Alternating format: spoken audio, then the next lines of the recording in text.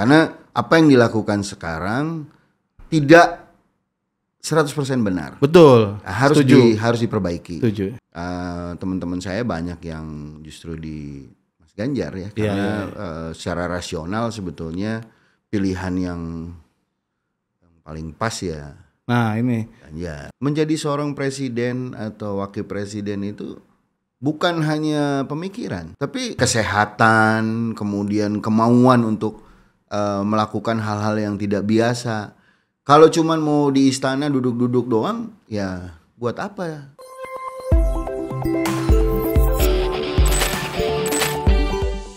Open Table. Hari ini kita ngobrol-ngobrol sama namanya saya lupa nama panjangnya Kang Gembong Primajaya. Ya. Kang Gembong ini Ketua Umum Ikatan Alumni ITB ya kalau tidak salah. Sekarang lagi cuti. Sekarang lagi cuti. Lagi kampanye. Karena terlibat kampanye. Nah, ini kita ngomongin. Karena terlibat kampanye. Kampanye 03 ya? 03. Oke. Nah, ini saya mau tanya-tanya nanti Kang. Soalnya ini kayaknya udah lumayan lama ya kalau Kang Gembong secara personal menyatakan dukungannya kepada Mas Ganjar ya. Jauh hari sebelum dideklarasikan oleh PDIP saya sudah dukung beliau. Sama kayak main TV dong. Karena beliau itu kan salah satu ketua alumni juga. Iya. Dari jadi UGM. ada komunikasi ya. Jadi kami udah berkomunikasi lama dan sebagai teman, ya namanya teman dukung teman kan. Iya. Tapi pertimbangannya masa teman dukung teman doang nih Kang? Ya kita kan sering diskusi juga tentang beberapa hal, terutama bagaimana mengangkat masyarakat yang termarginalkan menjadi masyarakat yang sejahtera. Iya. Salah satunya adalah bidang atau kompetensi yang kita miliki dari ITB. Ya, bidangnya namanya teknologi. Ya. Makanya Mas Ganjar kan menyampaikan bahwa atau memperkenalkan yang namanya teknologi nilai tambah. Apa itu? Bisa diterangkan kan? Jadi semua produk, kita tidak bicara mineral dan batu bara ya. Kita bicara soal potensi alam, potensi kekayaan alam yang sumber daya yang kita miliki. Jadi saya ambil contoh misalnya tanaman. Ya. Tanaman itu yang terbesar sekarang orang bicara soal beras ya, padi berarti. Betul. Kan. 97% gabah Indonesia itu dikeringkan dengan matahari, dijemur. Manual lah kalau manual. Itu dari zaman Belanda udah kayak begitu. Mak saya begitu tuh Mas itu. Sekarang ini saatnya teknologi dimasukkan dengan mesin pengering. Karena mesin pengering itu bisa memastikan kadar air yang ada di dalam gabah itu untuk layak digiling atau disimpan. Iya. Sehingga kalau di negara-negara lain itu beras itu bisa disimpan lebih dari 2 tahun dan tidak berubah warna, tidak berubah rasa. Karena ada campur tangan teknologi. Karena ada teknologi di situ. Nah, sementara di kita disimpan sedikit aja warnanya berubah, baunya juga.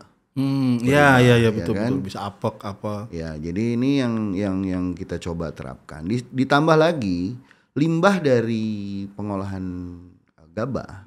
Itu kan ada yang namanya dedak ya. Iya, betul. Nah, itu di Indonesia kan hanya untuk pakan ayam.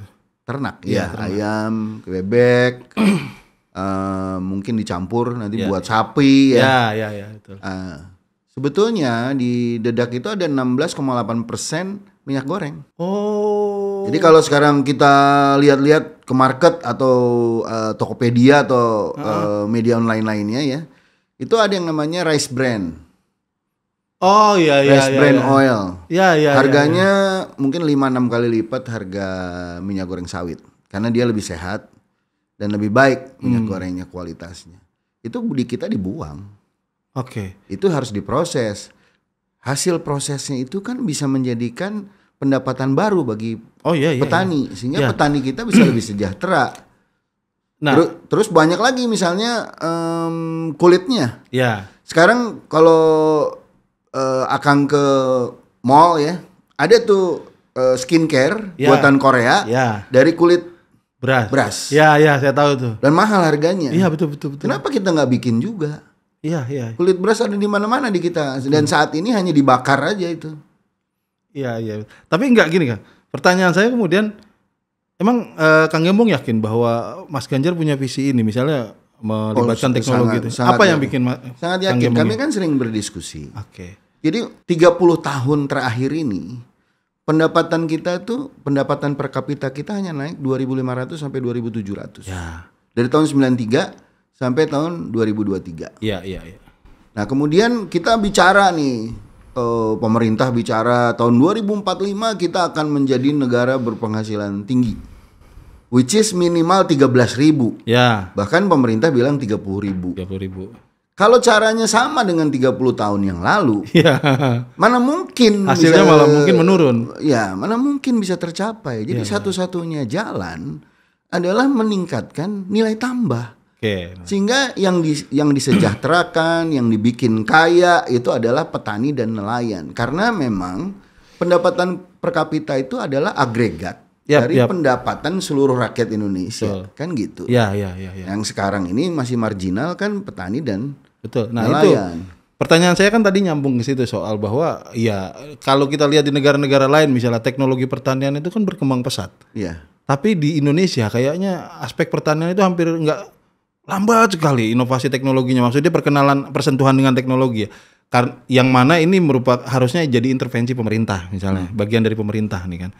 Kalau Kang Gembong misalnya ngelihat, kalau di Jawa Tengah sendiri Mas Ganjar pernah nggak mengupayakan hal-hal semacam itu misalnya, petani yang diintervensi pakai teknologi atau apa dibantu hasil riset? Ada penggilingan, pengering beras, ada. Bahkan untuk memastikan bahwa panen itu bisa terjadi 2 kali 3 kali setahun, air itu juga kita bicara teknologi, meskipun teknologi sederhana, pompa dan lain-lain itu dilakukan di Jawa Tengah. Itu kan rekayasa air ya itu. Dan memang ini saatnya itu semua di scale up secara nasional dan menjadi program pemerintah. Dan kalau kita lihat dari 3 calon ini nggak ada yang bicara itu kecuali Ganjar. Dan sudah melakukan. Ya, dan sudah melakukan. Iya itu ya. Jadi yang lain itu kan bicara sana sini sini, tapi nggak ada yang bicara tentang detail bagaimana meng-create pendapatan baru dan meningkatkan nilai tambah dari sektor-sektor yang sudah ada. Nah, mungkin ini yang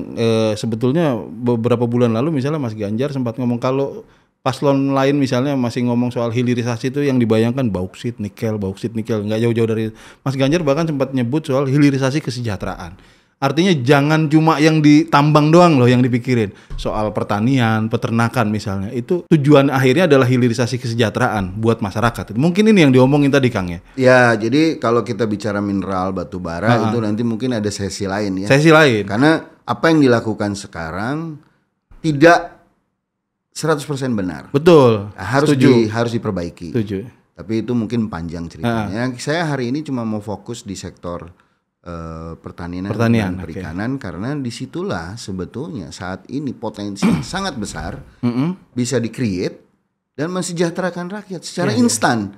Misalnya kita bicara tadi udah pertanian, kita ke perikanan. Di perikanan, di sektor perikanan beberapa waktu yang lalu Pak Jokowi bisa di Google ya, bicara soal Indonesia adalah pengimpor tepung ikan nomor 1 di dunia.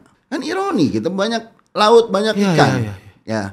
Karena apa? Ikan itu tidak di-manage dengan benar, dengan teknologi yang tepat, sehingga bisa bermanfaat. Kan sekarang limbah ikan, kemudian ikan-ikan yang tidak bisa dipasarkan karena sudah tidak fresh, itu kan bisa diproses menjadi tepung kalsium dan tepung protein dari ikan. Masih bisa diakalin tuh ya? Bisa. Nah, sisa dari proses itu adalah minyak ikan. Minyak ikan sekarang ini kita mungkin sebagian besar impor dari Thailand. Jadi kalau Akang masak di dapur cari minyak ikan pasti ada tulisan Thailandnya. Iya betul. Iya kan?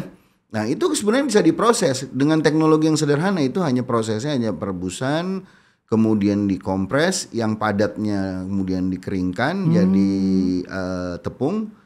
Yang cairnya nanti diendapkan sebagian itu menjadi tepung ikan. Ya mungkin industrinya juga bahkan minyak ikan. Bisa dijalankan untuk skala industri rumahan gitu. Ya memang. Jadi Ganjar ini memperkenalkan yang namanya production by the mass. Iya. Kan? Jadi kalau dulu kan orang fokus mass production. Bahkan Sekarang menteri-menteri kita masih bicara soal investasi dari luar ini. Rakyat tuh tidak pernah dilibatkan. Betul. Ya termasuk food estate, investasi besar, rakyat tidak dilibatkan. Nah, di dalam konsep Mas Ganjar dan Mahfud MD ini adalah memperkenalkan production by the mass. Jadi semua masyarakat kelas bawah itu bisa terlibat dalam produksi. Bahan-bahan yang nantinya kemudian bisa dijual.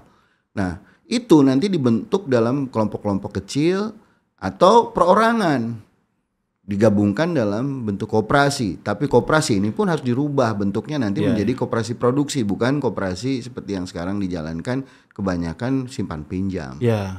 Nah, ini menarik kalau kita membayangkan kalau hal ini dijalankan, konsep kayak gini jalankan, kita membayangkan tumbuhnya banyak UMKM baru dong. Betul.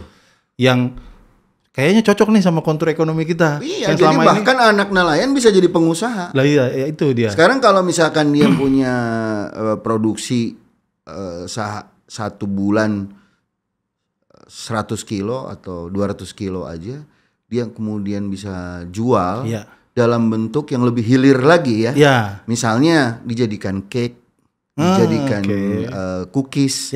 Karena gini, tidak semua anak kecil itu suka ikan. Tapi mereka harus mengkonsumsi protein ikan. Nah, jadi dari situ bisa jadi byproduct lain. Dihilirisasi lebih jauh ke dalam gitu. Oke. Menarik sekali nih. Iya, jadi nanti misalkan desa nelayan di Jawa Tengah atau di Jawa Timur atau di Jawa Barat itu kemudian diajari tepung itu jangan dijual tepungnya, dijadikan cookies. Dan anak-anak kecil di sana yang tidak suka ikan di kotanya itu bisa mengkonsumsi cookies itu misalnya dengan rasa coklat, rasa vanila dan lain-lain. Tapi kandungannya ya ikan. Kandungan ikan. Nah, kalau tadi Akang mulai dari misalnya soal pertanian ada problem intervensi teknologi yang kurang, bahkan sampai soal pengeringan pun pakai zaman POC gitu, gayanya masih pakai teknologi zaman POC. Tapi kalau di perikanan sendiri problemnya apa selama ini? Kenapa kita sulit berkembang? Ya kalau di perikanan kan lebih banyak sama masalah teknologi. Teknologi juga ya. Kita masih mengandalkan tangkap lebih besar daripada budidaya. Sementara kayak Vietnam itu sudah switch, mereka lebih banyak budidaya daripada tangkap. Ya. Ini sesuatu proses yang mungkin cukup panjang dan harus step by step memang. Dan betul. Progres yang dicapai sekarang sudah cukup baik. Nah, tentunya ke depan harus didorong lebih kuat lagi dengan intervensi teknologi di dalamnya. Nah, Kang, saya mau nanya agak balik lagi tuh flashback soal tadi soal deklarasi Kang Gembong dukung Ganjar Mahfud dan waktu itu belum ada Prof Mahfud ya. Waktu itu belum ada. Dan katanya sempat bikin rame itu katanya deklarasinya karena atribusi Kang Gembong sebagai ketua umum Ikatan Alumni ITB itu.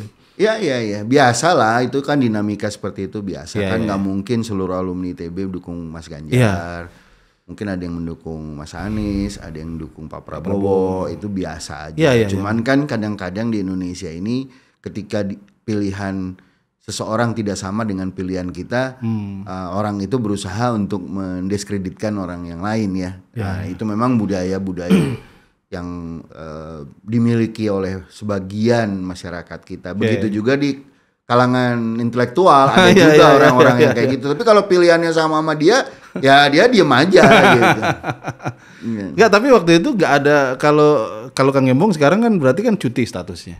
Tapi waktu itu kan sebetulnya Kang Gembong ngomong sebagai pribadi kan. Artinya baik-baik saja dan tidak ada hal yang dilabrak gitu ya. Harusnya nggak ada dan tidak ada di dalam ADART organisasi yang saya langgar. Karena saya tertib organisasi juga. Ya buktinya sekarang menteri kampanye juga masalah. Malah lebih parah lagi. Jadi ya menurut saya dinamika ini dinamika yang biasa karena ada orang yang mampu menjaganya, ada orang yang mencoba mengetek orang lain. Tapi tanggapan alumni-alumni yang lain yang tergabung di forum Ikatan Alumni itu sendiri gimana? Ribut-ribut kemarin ada yang nggak setuju? Fine aja karena sebagian besar alumni ITB mendukung Ganjar juga. Oh gitu? Iya. Ini ukurannya apa nih Kang?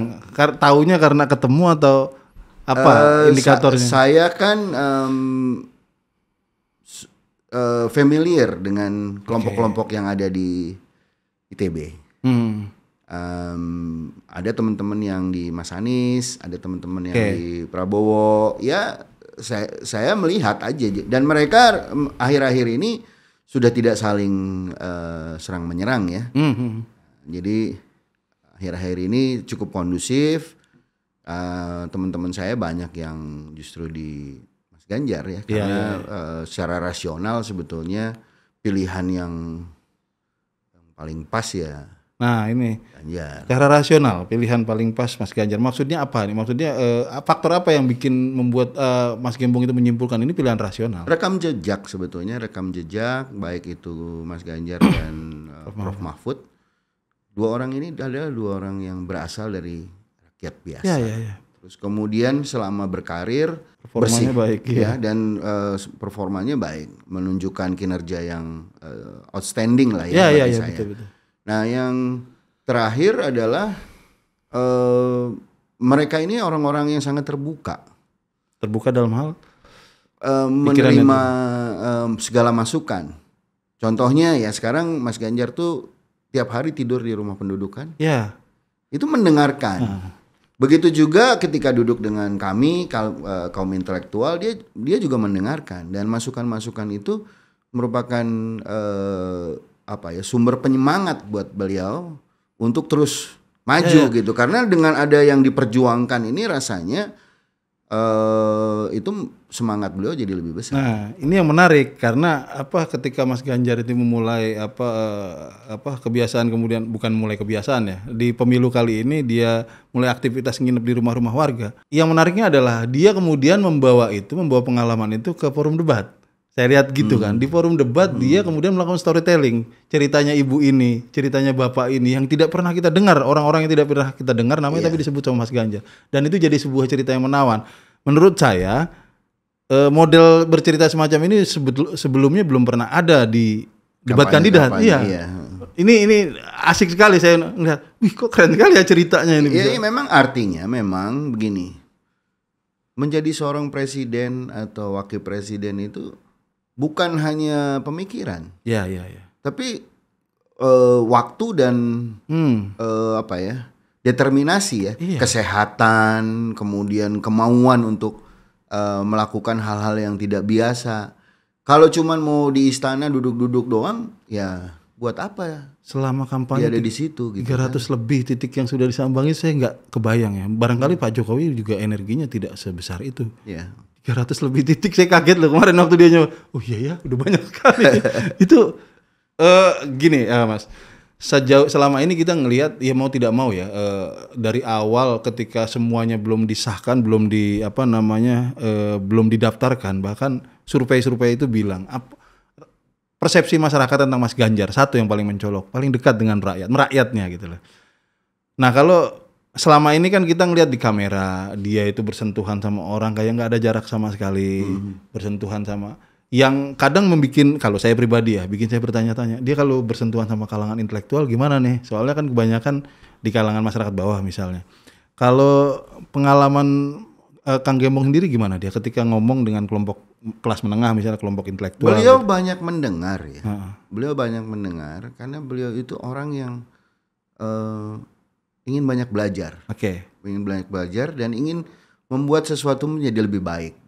Apa yang sudah dilakukan sekarang oleh Pak Jokowi baik, dan beliau melihat bahwa akan bisa lebih baik kalau beliau banyak mendengar. Jadi memang selama kita berinteraksi dengan teman-teman kalangan universitas, kampus dan lain-lain, beliau meminta banyak masukan.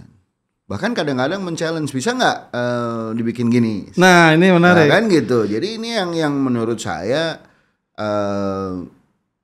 sebuah budaya baru ya. Bahwa pemerintahan itu dekat dengan kaum intelektual dan masyarakat. Jadi biar bagaimanapun nantinya kebijakan-kebijakan yang diambil oleh pemerintah itu tidak harus mendengarkan stakeholder kan. Ya, betul. Bukan hanya dibikin kemudian orang harus melaksanakannya. Nah ini yang menurut saya sesuatu hal yang cukup positif yang dilakukan oleh Ganjar. Saya pernah dengar tuh ceritanya di forum intelektual juga, kelompok profesor guru-guru besar gitu ya.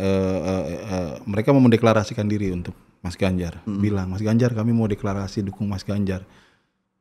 Tanggapan dia itu lucu malah, dia bilang, deklarasi kuno katanya. Debat aja saya, panggil saya untuk mendebat, terangkan apa rencana saya, didebat sama profesor-profesor. Dan beliau sangat mau mendengarkan masukan-masukan, termasuk masukan yang tadi yang saya sudah cerita. Ini betul. Luas loh. Kita bukan hanya bicara soal yang tadi saya sampaikan, sampai ke bunga, ke hasil-hasil di Papua, semua bisa diangkat menjadi produk-produk yang menghasilkan pendapatan baru, sehingga mengejar pendapatan menjadi negara maju itu menjadi visible. Karena kita melakukan itu. Tapi kalau bisnis as usual kayak 30 tahun ini, kita nggak akan mungkin bisa sampai ke sana. Oke. Kalau kalau dari Kang Gembong sendiri ngelihat, ya ada banyak fondasi baik yang diletakkan oleh Pak Jokowi sejauh ini ya, selama 9 tahun atau 2 periode. Apa yang bisa diimprove oleh Mas Ganjar kalau seandainya dia terpilih? Banyak hal. Jadi saya ini pendukung Pak Jokowi juga selama 2 periode. Dan kita bekerja sukarela, tidak mengharapkan apa-apa ya. Begitu juga apa yang kita lakukan pada hari ini. Apa yang sudah dirintis oleh Pak Jokowi yang paling bermanfaat ke depan itu adalah connectivity ya. Jadi ada tol, infrastruktur ya. Ada kereta, ada macam-macam ya. Ada tol laut juga. Nah, ini harus dioptimalkan. Artinya begini, masing-masing daerah itu harus dikembangkan potensi-potensinya. Local resource based development itu harus dilakukan. Karena apa? Kalau enggak, yang mau diangkut apa? Yang mau dijadikan sumber pendapatan apa? Jalannya sudah ada. Jalannya udah ada, semuanya sudah ada. Jadi memang di samping biaya logistik Indonesia sekarang adalah salah satu yang tertinggi di ASEAN ya. Dan ada PR, kita bisa turun minimal sama dengan Malaysia. Ya, berarti kita harus turun sekitar 8%. Biaya logistik 8% PDB. Maka salah satu cara yang harus ditempuh adalah mengembangkan secara maksimal di masing-masing daerah itu, dan kemudian mencatat produksi dari masing-masing daerah itu apa. Sehingga barang itu kalau bisa ditransport, karena memang dia berlebihan. Tidak seperti sekarang. Kita sekarang sapi diangkut sama sapi-sapinya, ya kan, pisang sama tandan-tandannya, sawit sama bonggol-bonggolnya, ya kan, jadi cost itu. Nah, ini yang harus kemudian dihilirisasi, diproses, dijadikan by product yang lain. Nah, ini yang mungkin nanti menjadi PR besar bagi Ganjar ke depan, melibatkan banyak orang untuk menerapkan teknologi pemrosesan dan mengedepankan production by mass. Oke. Kang, sebagai penutup nih, buat teman-teman kolega atau partnernya atau kawan-kawan nongkrongnya Kang Gembong yang dulu teman mahasiswa bareng atau sekarang kerja atau ini bareng yang masih belum menentukan pilihan, barangkali mungkin boleh diajak. Kenapa kita harus memilih Mas Ganjar dan Pak Mahfud? Teman-teman semua, kalangan intelektual, khususnya teman-teman dari ITB, kita pilihlah orang yang membuka ruang kepada teknokrat untuk berkarya. Karena karya kita ini bisa mendorong kesejahteraan masyarakat luas dan membawa kesejahteraan bagi seluruh rakyat Indonesia. Peran kita sangat penting, dan mudah-mudahan teman-teman bisa melihat bahwa Ganjar memberikan ruang bagi kita untuk berkarya. Terima kasih Kang. Semoga kita ada kesempatan untuk ketemu lagi, ngobrol-ngobrol di forum ini, di Open Table. Terima kasih. Makasih Kang. Terima kasih semuanya sudah menyimak Open Table.